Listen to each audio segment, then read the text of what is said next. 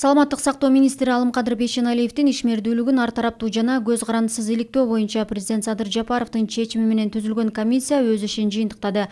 Президенттин администрациясынын маалымат кызматы тараткан билдирүүгө караганда, комиссиянын ишинин жүрүшүндө башкы прокуратура Алымкадыр Бейшеналиевге карата 7 кылмыш ишин козгогону аныкталды.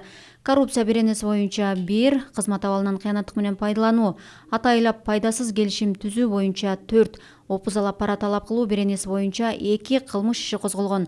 Комиссия Алымкадыр Бейшеналиевдин COVID-19 каршы эмдөөлөрдү жүргүзүү тууралуу улуттук планды ишке ашыруу боюнча коронавирус инфекциясына каршы иммундаштырууну уюштуруу жана жүргүзүү, анын ичинде коронавируска каршы вакциналарды сатып алуу, 2021 жылы чет өлкөлөрдөн гуманитардык жардамдардын, вакциналардын келиши боюнча ишмердүүлүгүн иликтеди.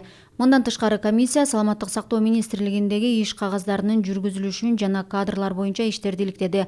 Конституциянын 57 беренесинин 1 бөлүгүнүн ченемине ылайык ар бир адам анын күнөөсү мыйзамда каралган тартипте далилденмейинче жана мыйзамдуу күчүнө кирген соттун өкүмү менен акталмайынча кылмыш же жорук жасаганга күнөөлүү деп эсептелбестигин эске алуу зарыл деп айтылат президенттин администрациясынын маалымат кызматы тараткан билдирүүдө.